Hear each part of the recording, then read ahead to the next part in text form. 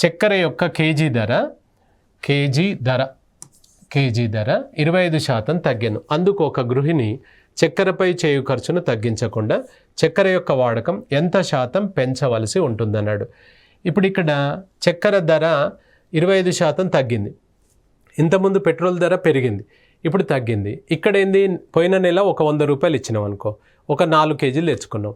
ఈ నెల కూడా 100 రూపాయలు ఇచ్చి ఎన్ని కేజీలు వస్తే అన్ని కేజీలు ఇవ్వమని చెప్పినాం. ధర తగ్గింది సార్ అంటే తగ్గినా పర్వాలేదు అని, అంటే ఇంకా క్వాంటిటీ ఎక్కువ వస్తుందా రాదా, ఎంత ఎక్కువ వస్తుంది అని అడుగుతున్నాడు, ఎంత శాతం ఎక్కువ వస్తుంది అన్నాడు. Same as teas. So old కనుక మనం తీసుకుంటే 100 రూపాయలు తీసుకుంటున్నాం పర్ కేజీ అనుకోండి, పర్ 5 kgs బ్యాగ్ అనుకోండి. బడ్జెట్ కూడా 100 రూపాయలే. ఇక్కడ ఏ నెంబర్ తీసుకుంటే ఇక్కడ అదే నెంబర్ తీసుకోవాలి. ఇదేమో బడ్జెట్ అనమాట, ఇది పోయిన నెల బడ్జెట్. లేటెస్ట్ ఏమైంది సార్ అంటే ఇక్కడ ఈ బడ్జెట్ 100 రూపాయలే ఉంది, కానీ ఏమైందని చెప్పాడు, ధర 25% తగ్గిపోయింది అన్నాడు. దీంట్లో 25% తగ్గిపోతే 75 రూపాయలకే కేజీ ఉందన్నమాట. ఇప్పుడు పోయిన నెల 100 రూపాయలకు కేజీ, కానీ బడ్జెట్ పెంచినవా తగ్గించినవా అంతే ఉంది. లెక్క ప్రకారంగా 75కు మనం 75 రూపాయలు ఇచ్చేస్తే పోయిన బడ్జెట్ అంతా చక్కెర వచ్చేది మనకు.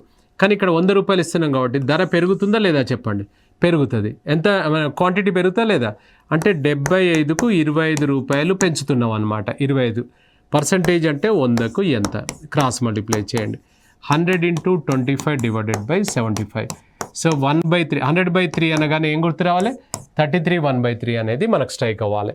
33 1/3 ఇస్ ద ఆన్సర్.